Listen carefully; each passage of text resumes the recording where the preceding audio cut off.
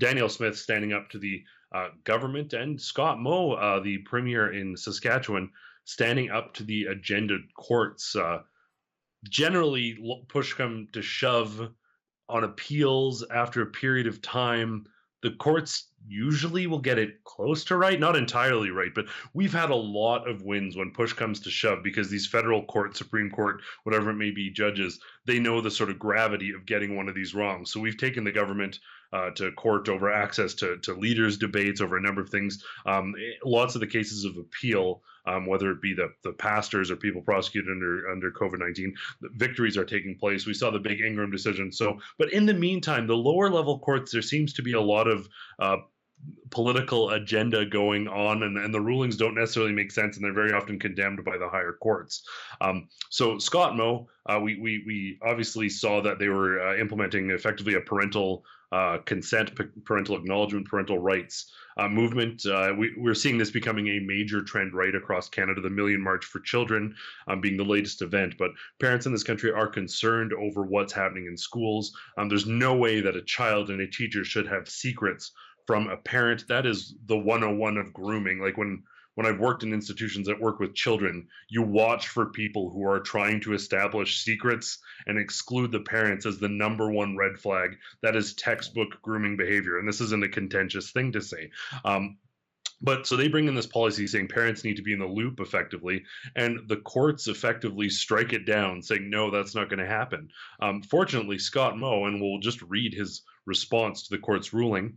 Today, I asked the Speaker to recall the Legislative Assembly on Tuesday, October 10th, to pass legislation to protect parents' rights. Our government is extremely dismayed by the judicial overreach of the court blocking implementation of the parental inclusion and consent policy, a policy which has a strong support of majority of Saskatchewan residents, in particular Saskatchewan parents. The default position should never be to keep a child's information from their parents. It is in the best interest of children to ensure parents are included in their children's education, in their classrooms, and in all important decisions involving their children. That is why our government will take action to ensure the rights of Saskatchewan parents are protected, and that this policy is implemented by recalling the Legislative Assembly and using the notwithstanding clause of the Canadian Constitution to pass legislation to protect parental rights. So they're saying courts be damned. We're using the notwithstanding clause, and we are making this enshrined law within our land. We now have Pierre Poilievre standing up in defense of parental rights, Scott Moe, Danielle Smith, the list goes on. Again, this is a massive shift in the tide that is massively overdue. And one thing that struck me, and we're going back, and I mentioned we talk about this a bit from last night, but one of the things that Dr. Jay Bhattacharya said, and he was talking about the Freedom Convoy and how Canadians really changed the perspective on the world, and the whole world looked to the Freedom Convoy, and he said Canadians, the truckers, saved the world.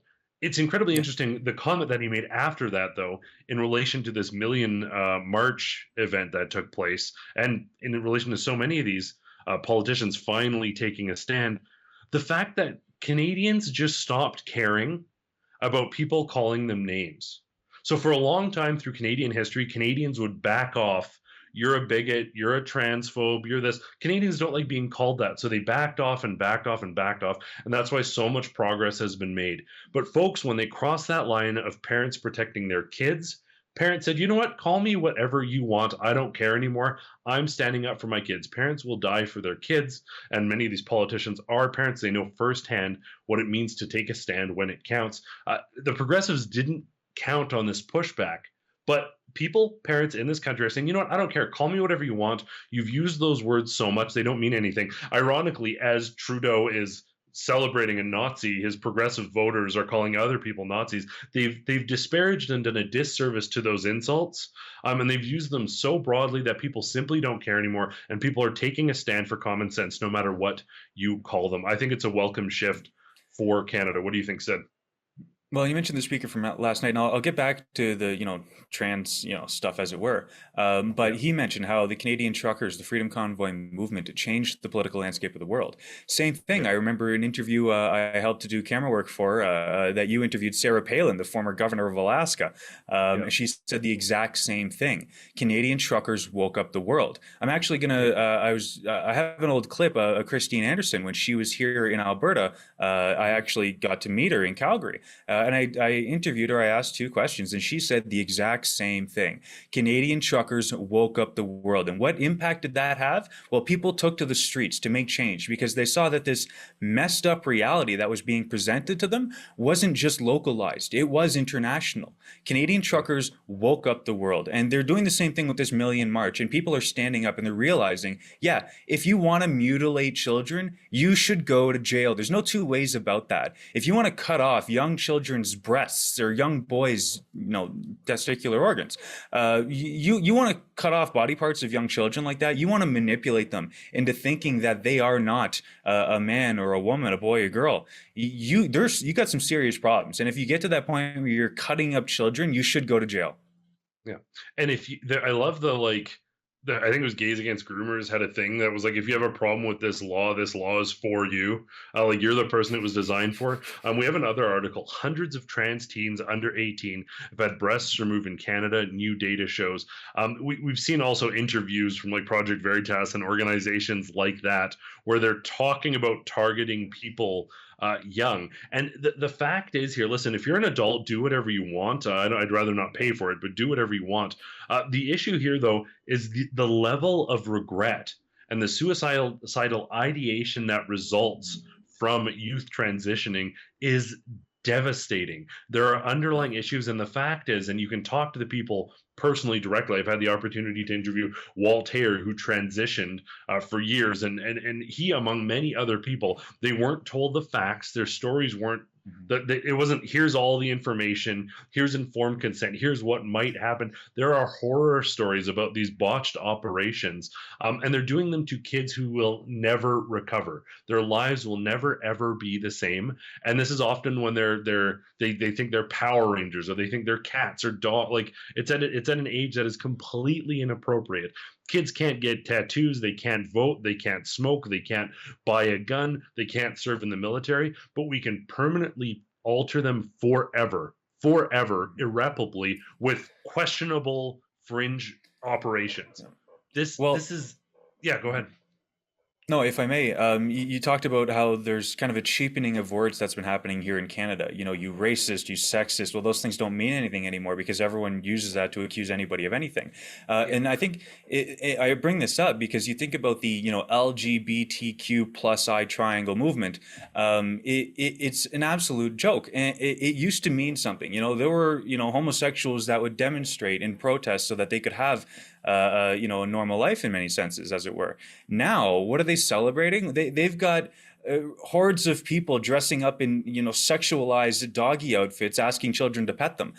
This isn't anything to do with lesbians, gays, or bisexuals, or even legitimate transsexuals for that matter. As there is not the people that allege themselves to be gender confused, but there are actually people out there who do have these kinds of issues, and those issues are being exploited en masse, and they're being projected onto children, and these children are being told that they have some variety of sexual issue that they need to accept and indoctrinate themselves into, and that they'll grow into.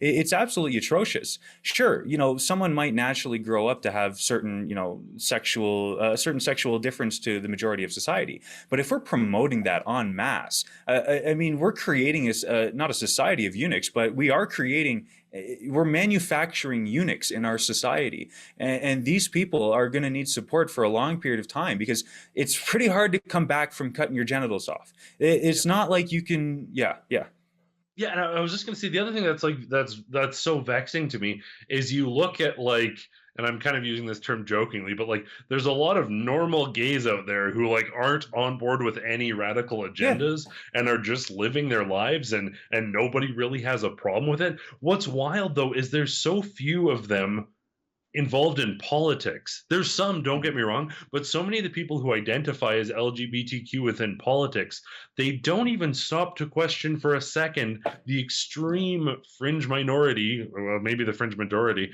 of the movement. If you're a member of this community, you should say, well, I don't want to be associated with minors undergoing irreparable surgeries. And there's a bunch of politicians, there's many here in Alberta who are very proud of their referring to themselves as ML gays, things like that. Sure, be proud. I don't care. You do you. But shouldn't you at least be willing to criticize something as extreme as permanently transitioning a minor? But no, they're all on board with this. The politicians. It's bizarre.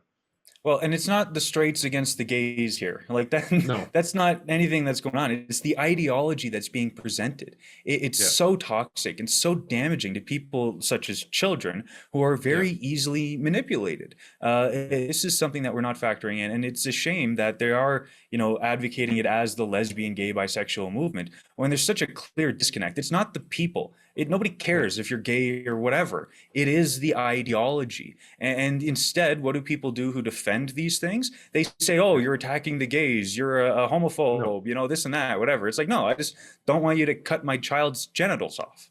That's one, it shouldn't be shocking. Yeah. One last thing. We have one more big story to talk about after this, but I do want to really quickly, if it's okay. It was so interesting. Many of you probably saw the clip from the Calgary protest of the child, the young, I don't know how old he is, pretty much a child, saying, "Oh, gays are disgusting." I don't know if you've seen that clip, Sid. Okay, so there's a clip that was cut and edited and shared by everybody with this kid, and he no doubt heard there was some stuff being yelled, "You're disgusting," blah blah blah, from across the street. The kid then said, "No, gays are disgusting. You're the psychopaths." And the crowd kind of goes, haha. The kid took a mic. Mahmoud Moura, the organizer that they all say is a bigot, took the microphone away. And we have the clip here. And I don't know if we can pull it up. I did share it. They edited it right at the point where two people sort of awkwardly clap. And then they cut the video. But if we can pull it, I tweeted it and it is in the Slack. If we can pull it up, I'd love for people to see the full video that isn't selectively edited to listen to the words of Mahmoud Moura that paint an entirely different picture from what was shared there. So I think they're pulling it up now. Yeah. So listen to the original comments, which I don't agree with at all, but then listen to the part they omitted. That's not true. One thing to say. No, that's not good. The gays, they are disgusting. What's that mean? What's that mean? Hold on. No, I want to tell you one thing. Gay people are like cut us, it there. human. They are flesh and blood. We respect their existence. We respect their choice. Maybe we don't agree with what they do, but still they exist. We respect them because they are our brothers in humanity. The only thing we ask them, not to be involved in our personal life, not to be involved in our kids' life, not to be involved in other people's businesses, because what you want to do is not no one business. So there you go. They edited it, and they also said that's his son, which isn't true. But they edited the clip suggesting he was reinforcing that message. And you saw two of his friends kind of clapping and laughing. But he then takes the microphone and says, no, they are flesh and blood like us. They deserve respect. They're our brothers and sisters. We may not agree with them, but we have to love them. And then the crowd really clapped and cheered. It's so wild to see the disconnect between reality and then what folks will represent. But the little clip at the start was shared by absolutely everybody who you'd expect to share it. They edited the end off. And this is what's happening within the media. There's going to be lots of what I heard from the other side could clearly be defined as bigoted or anti-Christian, anti-Muslim, whatever it may be, calling people Nazis, whatever it is, while rooting for Nazis. But the fact is the majority of these people just care about their kids. They say, if you want to push that on your kids, that's fine. Let's just focus on academics in school. The message is as straightforward as can be, and it doesn't matter if lobby groups or activists or courts disagree with it. That's the truth that will prevail. And the lies, as we mentioned off the bat, about these people will spread, but they'll fade quickly. They'll spread fast. They'll fade quickly. The truth will prevail.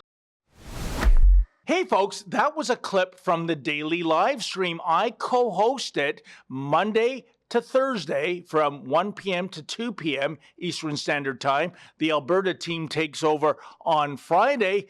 Please tune in. And by the way, we want to hear your 2 cents worth. If you're able to make a minimal $5 donation, we will read your chat on the air live. Thank you. Justin Trudeau's new censorship law, Bill C-18. It's a shakedown and a desperate attempt to keep the mainstream media afloat. Many have already lost their ability to access our Facebook and Instagram pages. The blackout will soon affect every user in Canada. We've partnered with Private Internet Access, a VPN provider dedicated to safeguarding digital privacy. For just $2 a month, you can maintain your access to our content across all your devices at piavpn.com/rebelnews.